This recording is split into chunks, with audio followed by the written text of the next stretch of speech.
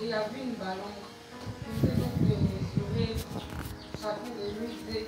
Voilà si déjà mesuré si chaque certaine personne avait 20, 50, 60, 0, 10. C'est qui mesure en fait sur la balance. C'est pas comme ça. Ok, ce songe est un songe prophétique semblable à la vision du roi, comment il s'appelle, c'est Belshazzar. C'est dans Daniel. Hein, essaie de me retrouver ça. Où Daniel a dit, tu as été pesé et tu as été trouvé léger. Alors ça, ce songe-là, ça concerne l'église. Ça, faites très très attention. Ça, c'est un songe qui concerne l'église. Ça veut dire que Dieu est en train de peser chaque membre de cette assemblée, de ce ministère. Et ceux qui ne pèsent pas lourd, ça veut dire qu'ils sont légers, c'est qu'aux yeux de Dieu, ils sont superficiels. Alléluia. Voilà pourquoi j'ai toujours l'habitude de vous dire que vous n'avez pas de compte à rendre souvent les gens se comportent comme s'ils ont des comptes à rendre à l'homme de Dieu. Mais vous avez des comptes à rendre à Dieu. Parfois, vous pouvez poser des actes. Vous pensez que vous le faites à l'homme de Dieu, mais vous êtes en train d'attrister et de frustrer le Seigneur. Ça veut dire, alléluia. Ce songe-là montre une évaluation. Ça là, faites très, très attention. Quand tu rentres chez toi, il faut t'examiner. Ça veut dire que Dieu est en train de vous peser. Dans ta fidélité. Dans ta façon de te donner. Dans ta façon d'honorer le Seigneur. Dans ta façon de servir Dieu. Dans ta façon de prendre les choses de Dieu. Est-ce que tu prends les programmes de l'église à la légère ou avec sérieux? Est-ce que tu prends l'œuvre de Dieu au sérieux ou avec légèreté? Le songe qu'elle raconte là est semblable au songe qui est dans Daniel. Est-ce que quelqu'un m'a retrouvé ce chapitre-là? Daniel 5. Daniel à partir du verset 25. Amen. Elle dit qu'on se retrouvait et on était en train de peser. Donc ça c'est très profond. Que tu sois jeune, que tu sois adulte, ne néglige pas ce rêve-là. Ça c'est un songe divin. En tant que prophète, je comprends déjà la profondeur de ce songe. Les songes prophétiques révèlent le plan de Dieu. Voilà, c'était le titre même de ce chapitre. Festin de Belshazzar, chute de l'empire babylonien. C'est ça. Verset 24. Il dit, c'est pourquoi, Daniel chapitre 5, verset 24, c'est pourquoi il a envoyé cette extrémité de main qui a tracé cette écriture. Voici l'écriture. Tu as été tracé, compté, pesé et divisé. Et voici l'explication de ces mots. Compté, Dieu a compté ton règne et y a mis fin. Pesé, tu as été pesé dans la balance et tu as été trouvé léger. Ça, c'est des songes qui amènent à la repentance. Ce songe-là, il faut partager à ceux qui sont absents, qui ne sont pas là ce matin. Amen. Ça veut dire que beaucoup d'enfants de Dieu, amen, et je veux même aller plus loin. Le songe, tu as une autre question? Quand il pesait, les ventilateurs qui accéléraient au-dessus des têtes de chacun. Certains ventilateurs accéléraient et d'autres ralentissaient. Non, à chaque fois qu'il pesait les gens, les ventilateurs accéléraient la vitesse. Certaines personnes, quand ils pesaient, ça accélérait, certaines personnes ça accélérait. Ok. Donc, je vais aller plus loin. Ce songe même concerne l'église du Gabon. Ça nous concerne ici, mais ça concerne l'église du Gabon. Parce qu'un prophète, il vous donne la profondeur des songes prophétiques. Il interprète le langage de Dieu. Ça concerne l'église du Gabon. Ça veut dire que Dieu est en train de peser l'église au Gabon. Tous ceux qui se disent chrétiens. Amen. Il y en a qui sont certainement lourds, d'autres qui sont légers. Mais on est léger à quel moment? Quand on ne prend pas au sérieux les choses de Dieu. Qu'on trouve multiples raisons. Il y a un mois, j'ai prêché dans l'église d'un pasteur. Où il interpellait les membres de l'église. Parce que depuis que les lieux de culte ont été rouverts, beaucoup trouvent des raisons pour ne pas être à l'église. Or qu'on n'a qu'un seul jour. Mais avant, la Covid-19, on avait plusieurs jours. Mais on n'a qu'un seul jour de culte, les gens ont des raisons. On trouve des raisons pour ne pas être dans la maison de Dieu. Mais les gens vont à leur occupation. Les gens font des sacrifices pour leurs occupations. Ça veut dire que Dieu est en train de peser. Et ça revient à la prophétie des conviés que le Seigneur m'a donné pour l'église. Chacun doit s'examiner par rapport à ses songes prophétiques. Amen.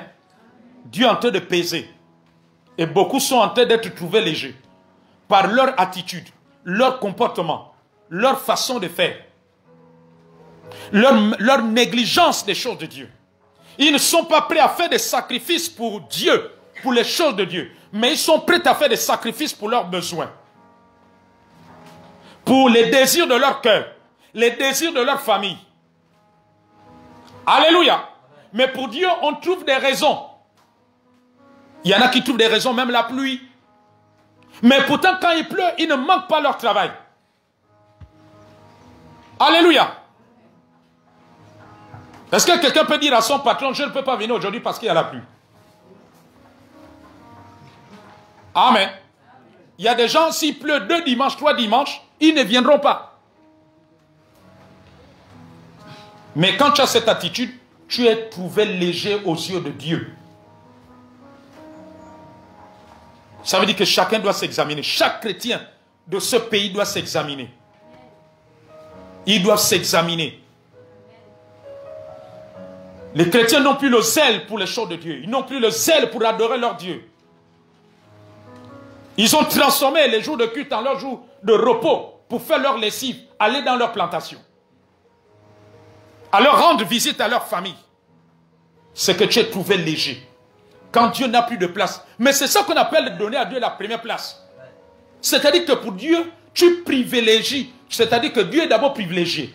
Les choses de Dieu sont privilégiées. Les programmes de ton comité sont privilégiés. S'il y a un rassemblement de prière vendredi à 15h, tu dois être là. Quand tu as été, lorsque Dieu te pèse et que tu as trouvé et que tu as un bon poids, tu vas honorer. Au lieu de trouver des raisons. L'église du Gabon est remplie de raisons. Mais comment voulons-nous vivre la gloire de Dieu? Comment voulons-nous vivre la délivrance de Dieu? Ne soyons pas étonnés. Et comme je le disais la dernière fois, ce qui nous arrive dans notre pays, c'est à cause de l'église. C'est premièrement à cause de nous. Parce que nous ne sommes pas sérieux avec Dieu. Comment ce Dieu sérieux va agir? La Bible dit que nous sommes la lumière du monde. Nous sommes le sel de la terre. Mais si le sel perd sa saveur, et le sel de la terre au Gabon a perdu sa saveur. On perd notre saveur quand on n'est plus sérieux dans les choses de Dieu. Quand on ne prend plus les choses de Dieu avec crainte. Alléluia. Amen. Dieu t'attend à la montagne de prière. Toi, tu trouves que non. Au lieu d'être à la prière, tu vas t'allonger. Amen. Mais si c'était un rendez-vous à Kanda, on doit te remettre 30 000, tu vas partir. Même si tu sens le sommeil. Même si tu sens la fatigue. Amen. Notre légèreté se traduit par ce qui se passe dans notre nation. Quand l'église ne pèse plus, on se retrouve face à ce que nous vivons aujourd'hui au Gabon. Regardez les décisions qui tombent. Regardez comment est le pays. Regardez. Amen. Avant de lancer les pierres à ces hommes politiques, regardons d'abord nous-mêmes. Est-ce que Dieu agrée nos comportements? Est-ce que Dieu trouve que nous sommes sérieux? Pendant que Dieu nous attend à ces rendez-vous, nous on n'est pas là. Amen. Nous sommes dans nos multiples raisons. Nous faisons comme les 3 personnes. Je viens de me marier. Je ne peux pas venir à ton invitation. Je viens d'acheter 5 paires de bœufs. Laisse-moi aller les essayer. Alléluia. C'est un songe très significatif. Est-ce que nous sommes encore sérieux avec Dieu? Est-ce que nous sommes encore sérieux avec Dieu? Aujourd'hui, les chrétiens font comme ils veulent. Chacun fait comme il veut. Il y en a ceux qui bravent même l'autorité des hommes de Dieu, des responsables. Il y en a même qui pensent qu'ils peuvent faire comme ils veulent. Non. Ça attriste le cœur de Dieu. Et nous ne voyons plus la gloire de Dieu. Comment voulons-nous vivre la gloire de Dieu dans notre pays? Comment voulons-nous voir les païens craindre Dieu? Les Daniel craignaient Dieu. Les Paul craignaient Dieu. Voilà pourquoi quand on l'a jeté dans la fosse au lion, le lion ne l'a pas mangé. Le roi est obligé de se repentir. Alléluia. Si nous voulons vivre une telle dimension dans notre pays, nous devons marcher comme a marché les Daniel. Dans la crainte de Dieu, dans le sérieux. Comme les Joseph, comme les Paul, comme les Pierre, les Jacques et Jean. Alléluia. C'est ainsi que nous devons être. Dieu n'a plus de place. Tout ce qui a de place maintenant en nous, ce sont que nos intérêts. L'église du Gabon a mis Jésus dehors. Nous avons mis le Seigneur dehors. Et quand Dieu est mis dehors, c'est la désolation qui arrive dans la nation. La désolation que le Gabon subit. Parce que nous avons mis le Seigneur dehors. Le Seigneur n'a plus la première place. Il n'y a plus ce feu, ce zèle que nous avons vu quand l'évangile a secoué ce pays dans les années 90. Alléluia. Amen. Où quelqu'un pouvait te marcher de IAI jusqu'à l'église. Si l'église est ici. Mais parce qu'il est tellement amoureux de Jésus. Amen. Au point que l'argent du taxi ne peut pas le freiner. Ou s'il pleut. Vous savez, la première fois que j'ai mis les pieds dans l'église, c'était en pleine pluie. Au mois d'avril. Mais j'étais tellement... L'évangile m'avait touché, j'ai brûlé de Jésus. Il y a une grande pluie. J'ai dit aujourd'hui, j'arrive à l'église. Je n'avais pas d'argent pour acheter un parapluie. Tout ce qu'on avait, c'était prendre le taxi. Je n'avais même pas 2000 francs pour acheter un... Mais il fallait que je sois dans la maison de Dieu. C'était un dimanche de Pâques, une grande pluie. Alléluia. Mais aujourd'hui, il n'y a plus ça. Aujourd'hui, les chrétiens, tu n'as pas de... Non, je ne pars pas. Oh, mon fils, ma fille, je t'ai pas vu. Oh, papa, tu n'as pas vu la grande pluie là. Une maman pouvait dire, es-tu un morceau de sucre? Sommes-nous des morceaux de sucre qu'on va fondre avec la pluie? Alléluia. On a été trouvé léger. Ce que traverse le Gabon, c'est à cause de nous, l'église. Revoyons nos voies. Revoyons notre façon de faire. Nous sommes remplis de négligence. Nous avons multiples raisons. Mais pour nos besoins, les besoins de notre famille, nous n'avons pas de raison. Nous sommes prêts à faire des sacrifices. Des sacrifices de notre temps, des sacrifices de notre disponibilité, des sacrifices de nos biens, des sacrifices de notre argent. Amen. Mais pour Dieu, nous avons 1000 raisons. Quand l'évangile a secoué dans les années 90, quand il y a un thème comme ça, moi je connais des chrétiens, s'ils n'ont pas de taxi, s'il y a la pluie, ils ne peuvent pas rater. Il dit que ça là, je ne dois pas rater ça. Alléluia. Mais aujourd'hui, nous, on est prêts à rater. Amen, amen, amen. Comme j'ai l'habitude de le dire, s'il y a quelque chose qui peut faire manquer un chrétien, c'est peut-être la maladie. Tu es hospitalisé, tu es couché, tu es alité. Ou bien ton enfant est hospitalisé, alité, tu es obligé d'être là aux côtés de l'enfant pour prendre soin de lui. Mais les autres raisons là, et comme Dieu m'avait dit, que dans l'église du Gabon, nous évoquons des raisons qui ne tiennent pas devant lui. À nos yeux, c'est des raisons légitimes, mais aux yeux de Dieu, ça ne tient pas. Dans la parabole de Luc 14, celui qui venait de se marier, c'était légitime à ses yeux. Le Seigneur l'a invité. Il dit qu'il ne vient pas, il vient de se marier. Amen. Toutes les autres raisons que nous trouvons pour faire le service de Dieu,